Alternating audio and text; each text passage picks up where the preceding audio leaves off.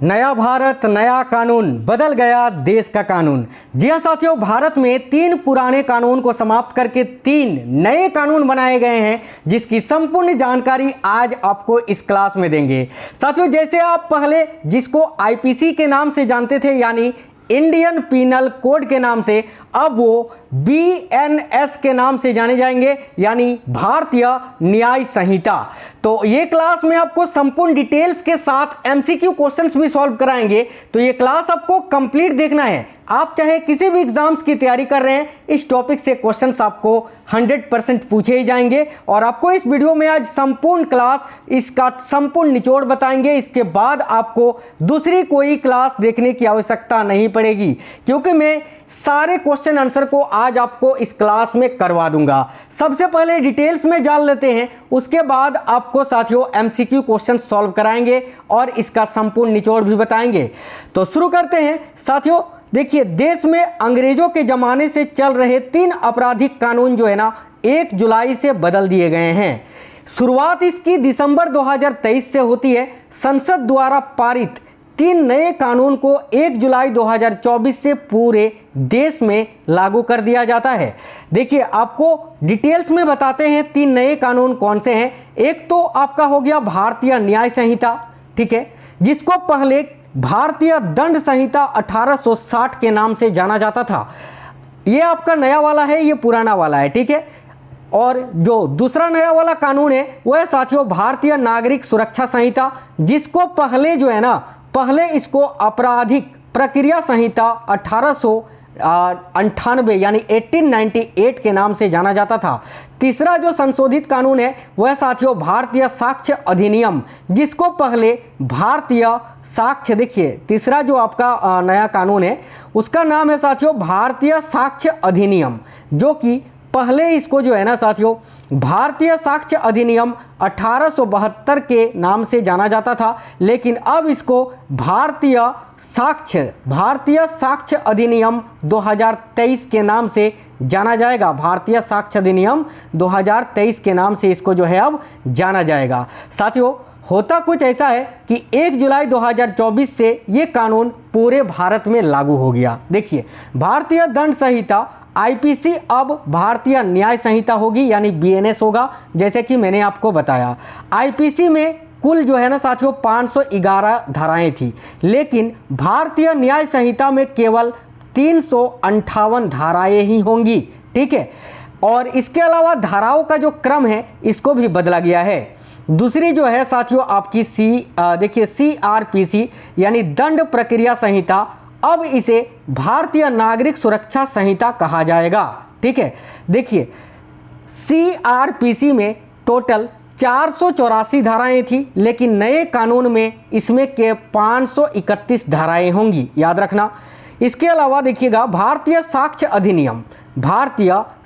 अधिनियम 1872, जिसको अब भारतीय साक्ष्य अधिनियम 2023 के नाम से जाना जाएगा।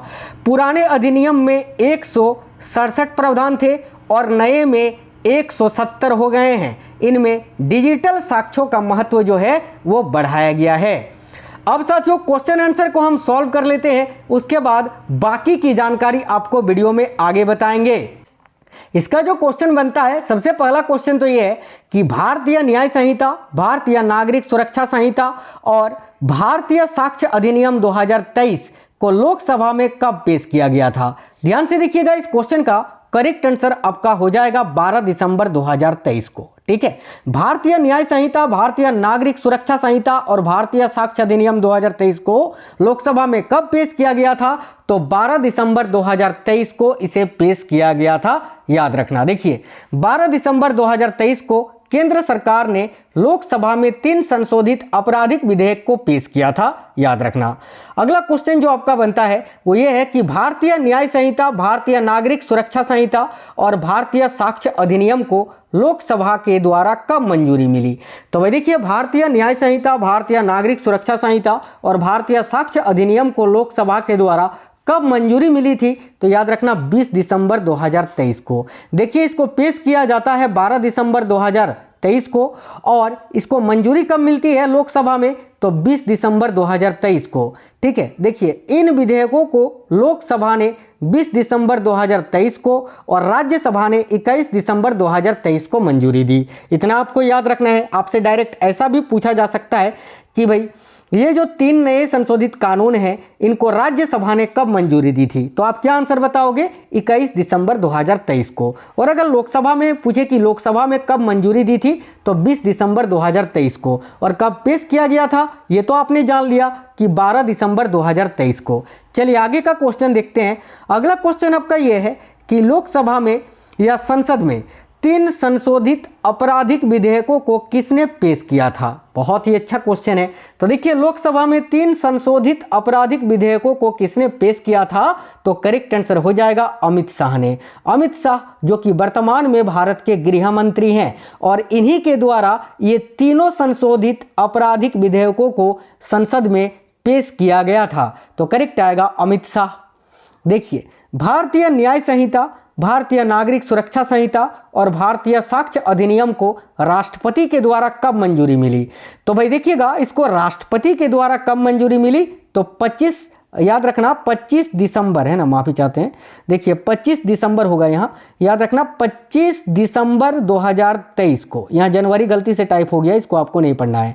25 दिसंबर 2023 को इसको राष्ट्रपति की मंजूरी भी मिल जाती है, यह भी आपको याद रखना है। देखिए भारत में 3 नई कानून कब से लागू हुई, ये बहुत ज़्यादा इंपॉर्टेंट है क्योंकि यही क्वेश्चन आपसे सबसे ज़्यादा बार पूछा जाएगा। तो भाई भारत में 3 नई आपराधिक कानून जो है ये कब से लागू हुई, तो याद रखना 1 जुलाई 2024 से। तो इस क्वेश्चन का राइट आंसर होगा ऑप्शन नंबर बी, 1 जुलाई 2024 से पूरे भारत में ये 3 आपराधिक कानून जो है नई वाली ये लागू हो जाती है भारत में, याद रखना। नेक्स्ट क्वेश्चन है हत्या के लिए आईपीसी की धारा 302 से बदलकर भारतीय न्याय संहिता में क्या हो गया है। तो साथियों आपने मूवी वगैरह में देखा होगा, जब कोई मर्डर करता था तो उसको आईपीसी की धारा 302 के तहत मृत्यु दंड यानी उम्र कैद या फिर फांसी की सजा दी जाती थी।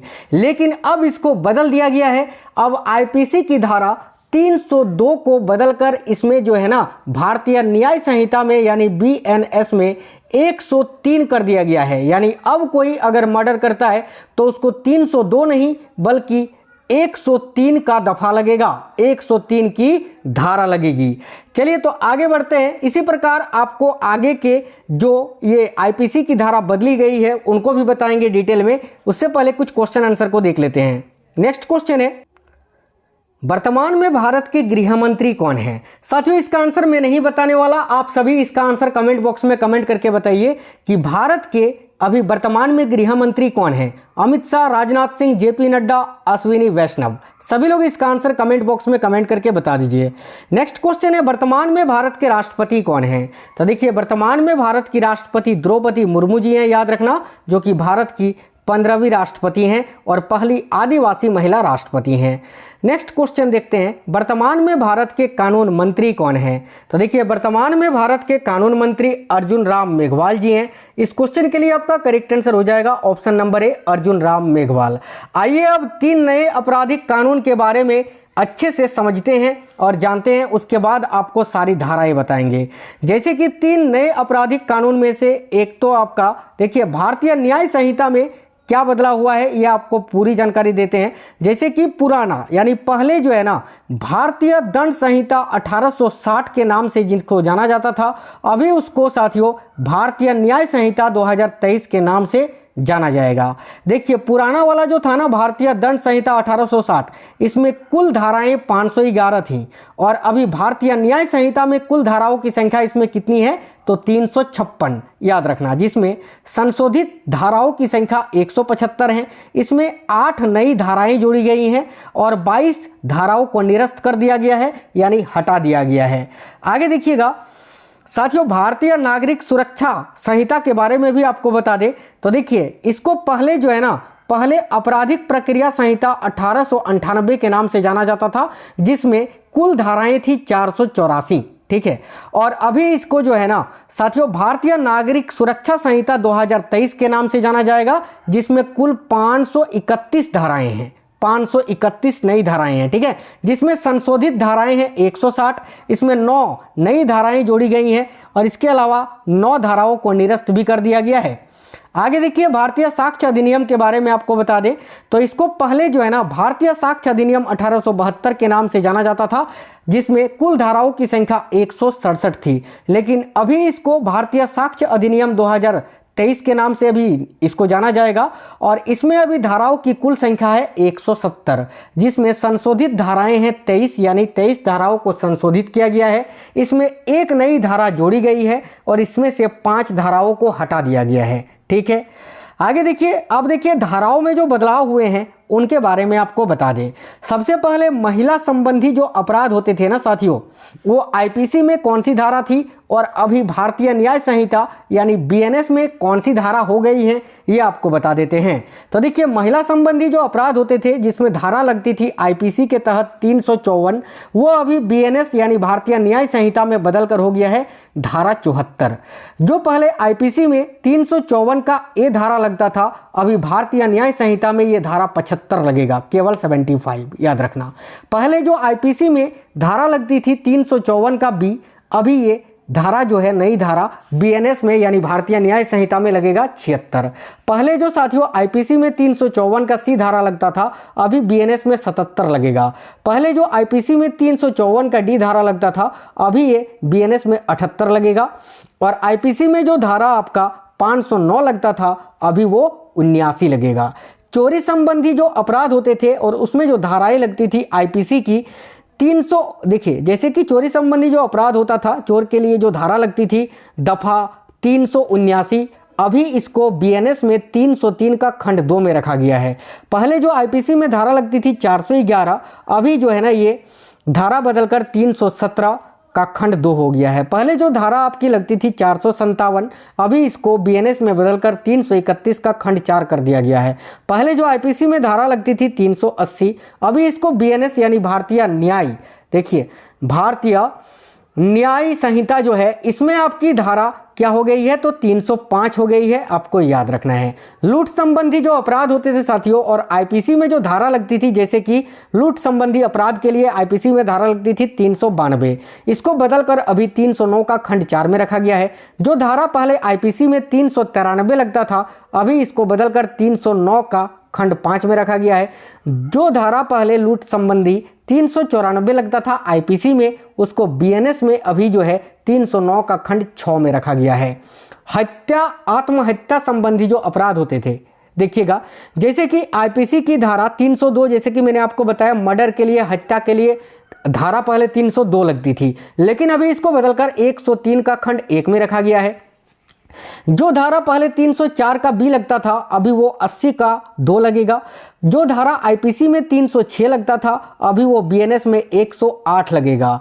जो पहले 307 धारा लगता था, अभी 109 लगेगा। जो पहले 304 का धारा लगता था, अभी 105 लगेगा। पहले जो आईपीसी में धारा 308 लगता था, अभी बीएनएस में 110 लगेगा। धोखाधड़ी संबंधी अपराध के बारे में जान लेते हैं।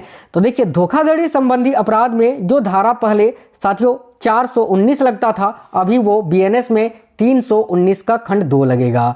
जो आईपीसी में 420, ठीक है, धोखाधड़ी करता था तो उसको 420 का केस करते थे ना, तो जो पहले 420 होता था आईपीसी में, अब वो 318 का खंड 4 होगा।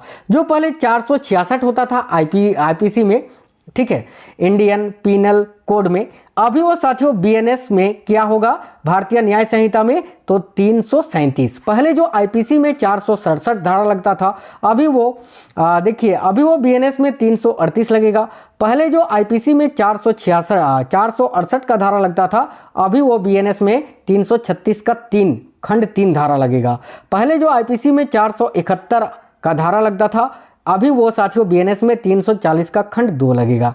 याद रखना, भारतीय दंड संहिता यानी आईपी, देखिए इंडियन पीनल कोड, आईपीसी जो है अभी भारतीय न्याय संहिता यानी बीएनएस के नाम से जाना जाएगा, ये आपको याद रखना है। तो साथियों, इससे ज़्यादा क्वेश्चन आपसे पेपर में नहीं पूछा जाएगा। जितने क्वेश्चन स्टूडेंट्स को पढ़ने चाहिए उतने काफ़ी हैं और यही क्वेश्चन या इससे बाहर क्वेश्चन जो है आपको नहीं पूछा जाएगा, पूछेगा तो यही पूछेगा, यार आप स्टूडेंट हो, वकील थोड़ी हो कि आपको सब कुछ मतलब धारा दफा कैसे एक्ट क्या लगाना है, कैसे करके केस करना है, ये सब जानना है। आपको केवल जानना उतना है जो आपके पेपर में आए, और इससे बाहर आपके पेपर में आपसे नहीं पूछे जाएंगे। तो उम्मीद करते हैं आपको ये क्लास पसंद आया है, और अगर आपको ये क्लास पसंद आया है तो अपने सभी दोस्तों तक फैला दीजिए। इस वीडियो को एक लाइक जरूर करना और अपने दोस्तों के साथ शेयर करना। आप में से अगर कोई भी साथी नए हैं तो चैनल को सब्सक्राइब करके बेल आइकन को जरूर ऑन कर लेना, इससे आपको सारे क्लासेस का नोटिफिकेशन आएगा। और साथियों देखिए, मैंने आपसे क्वेश्चन पूछा था कि भारत के वर्तमान में गृह मंत्री कौन है। इसका आंसर आप हमें कमेंट बॉक्स में कमेंट करके जरूर बता दीजिए। मिलते हैं आपसे नेक्स्ट वीडियो में, तब तक के लिए जय हिंद, वंदे मातरम।